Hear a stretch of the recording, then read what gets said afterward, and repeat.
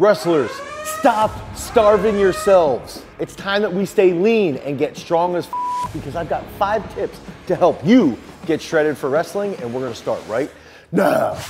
Wrestling is a hard, physical sport, and despite this, a lot of wrestlers hate to lift weights. They're constantly worried, I'm gonna get too big and bulky. But in all reality, you're not going to look like Jade Cutler. You're not gonna be the Ronnie Coleman of the wrestling world. Wrestlers need to lift weights. They need to do the right movements that will lead to better performance. We need to increase our pound for pound strength. So what does it mean to be shredded? For most men, that's going to be around 12% or lower. That's where you're gonna really start to be shredded. And a lot of guys will say, oh no, I'm diced up, I'm 6%. It's very unlikely that you're actually around 5 to 6%. If you have a 6-pack, that's typically right around that 10% body fat, that's gonna be shredded. For women, that's gonna be under 20%, maybe down to 18%. Look at someone like Tamara Mensah-Stock.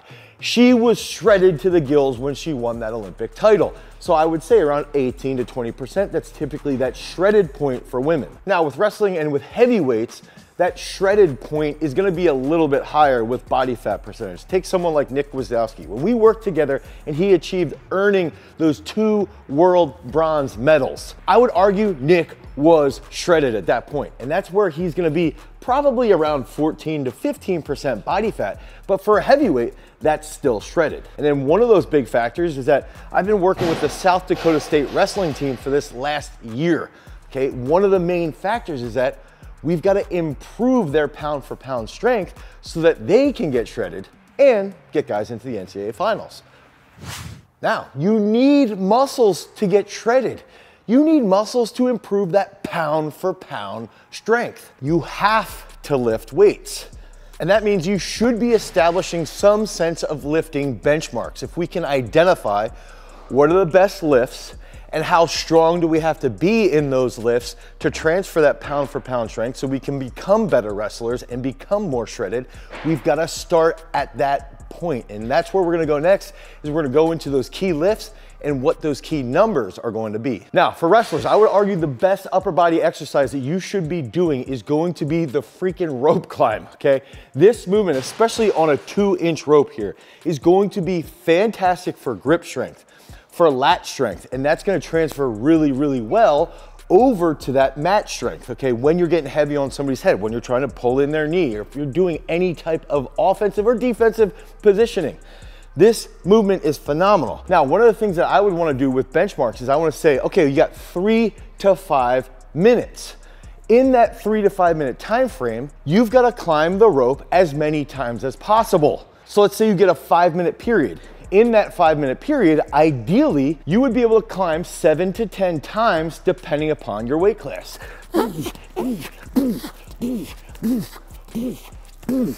Ooh. Now, if you don't have access to a rope, you can use alternative exercises, just like we do inside of our app, Peak Strength, where we've built specific programming just for wrestlers. Boo, boo, boo, boo, boo, boo. Yep. Now, that next key exercise that's gonna help with pummeling, it's also gonna help with mat strength, is going to be a bench press. Okay, so if we can hit this for 1.5 times body weight, or the upper echelon, 1.75 times body weight, this is gonna transfer to that absolute strength. This is gonna transfer to that blast impulse. So it does have a very high carryover.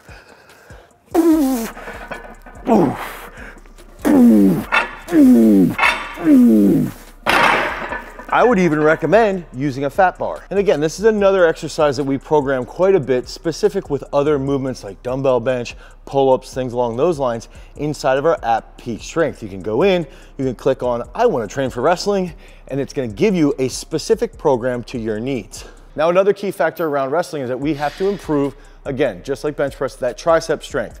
We have to improve that ability to extend our elbows at high speed, but we have to do that under a lot of stress. And so we need to train some type of power endurance, some type of sustained impulse, okay? And while we're thinking that way, we also want to improve our pound for pound strength.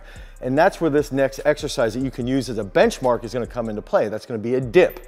I recommend getting on the dip bars and at minimum, using a 35-pound kettlebell. Now, I recommend also as a benchmark, I wanna be able to hit 25 to 30 reps. So for a lot of people, you can start at body weight, right? And I don't even like locking it out because if we have more time under tension without the lockout, our triceps and our pecs will get blown to shreds. But the main goal is that if we can hit this for 25 to 30 reps with weight on, that's gonna help improve that pound for pound strength and also that force application late in the match. I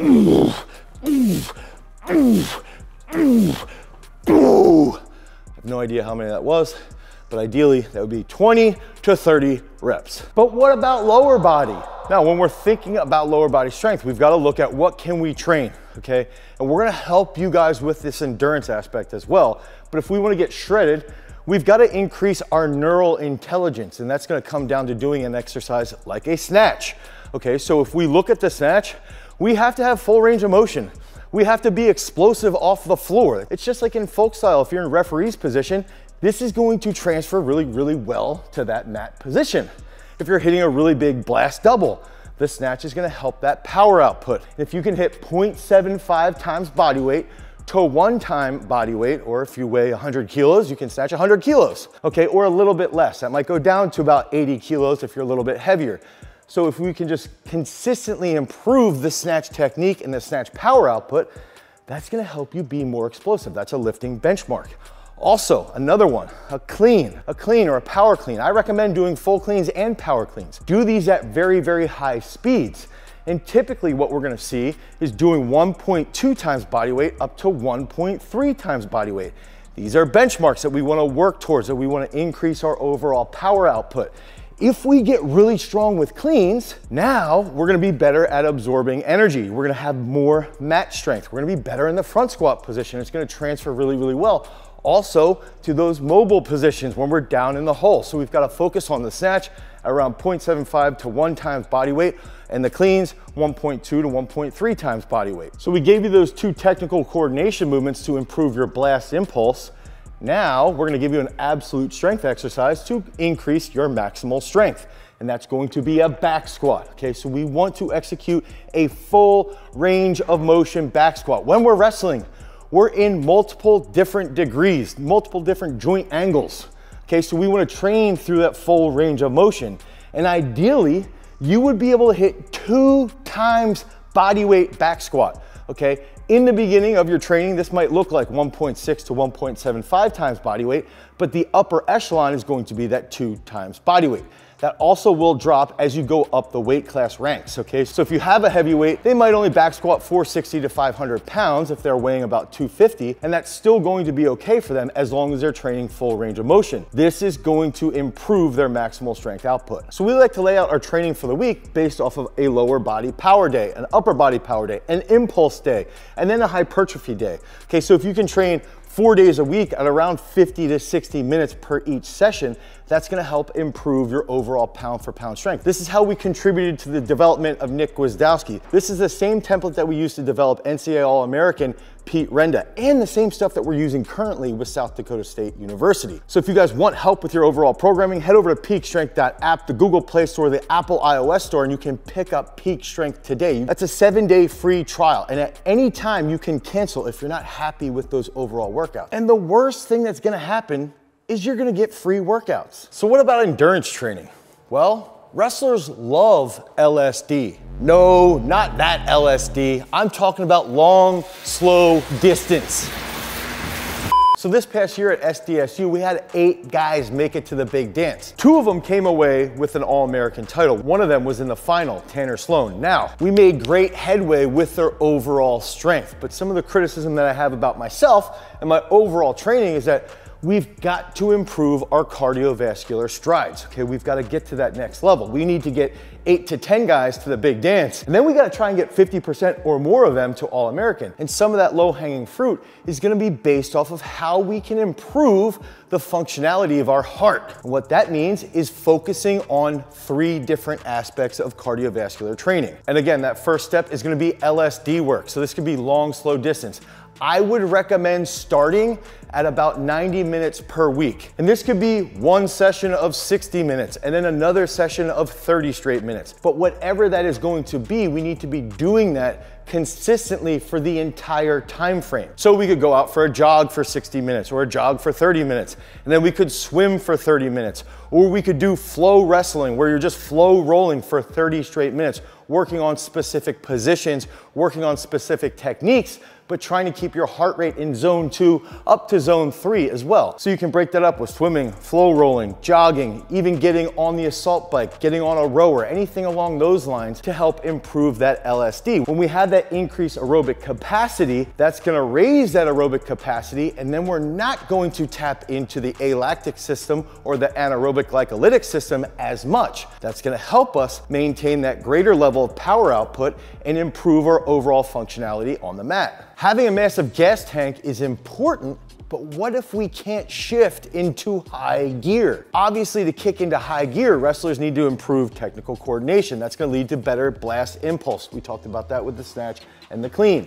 Okay, we need to improve our sustained impulse. That's doing things like the back squat, doing things like single leg squat, using the Garage Strength single leg pad and roller available at garagestrength.com, and even improving things like jumping capability. So using plyometrics, using reflexive strength movements based off of series that you might be hitting on the mat. Those are all ways to make yourself more explosive. But there's also some cardio ways that we can improve to really lead to better performance with that higher level of power output. And that's gonna take us into a high intensity interval-based training. And this can be done 8 to 15 minutes a week or 8 to 20 minutes a week, depending upon what we're doing. A perfect example would be executing a Tabata. Okay, so a Tabata might be, let's do 20 seconds on of a kettlebell snatch, okay? Or 20 seconds on of a kettlebell swing. And then we're gonna rest for 10 seconds, okay? So we rest for 10 seconds. We might do a dumbbell snatch, even though I just demonstrated that.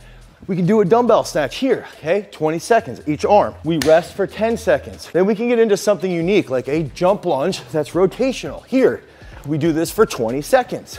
Okay, then you rest for 10 seconds. That's gonna be done in 4 minutes. Then you can rest for 2 to 3 minutes and do that again. That would be a perfect example of high intensity interval training that's gonna lead you to that higher power output. You can get creative, you can get on the assault bike, you can do box jumps. We want to improve that overall power output, and then during that rest period of 10 to 20 seconds, we want to focus on that recovery.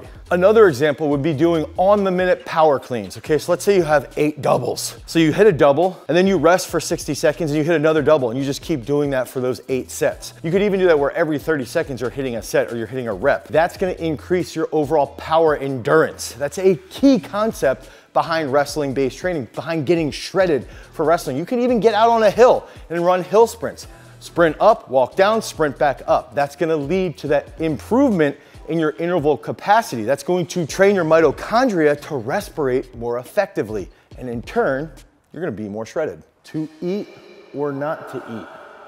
That's a classic wrestler dilemma. Let's get husky as this off season. Try and get as big as possible. I want to get as fat as possible in the off season. But in reality, we come back to the season and then we have to starve ourselves and not eat. And that's just this old school mentality that hopefully is slowly getting pushed away. And some of the things that we have to look at is know what our macro intake is gonna be. So if we're thinking about nutrition, if we can understand our body's total daily energy expenditure, that's gonna help us understand what is our caloric burn. I would recommend not going higher than about a 400 caloric surplus. So if I burn 2,000 calories in a day, I shouldn't be eating much more than 2,400 calories in a day, okay? And at the end of the week, if I added up every single day that I'm in that surplus, likely I would recommend not going above that 2,000 calorie surplus on a weekly basis. Now, if we're looking at what we're breaking down with our macros, if we're talking about protein, that's gonna be the most important factor to getting shredded. We've gotta look at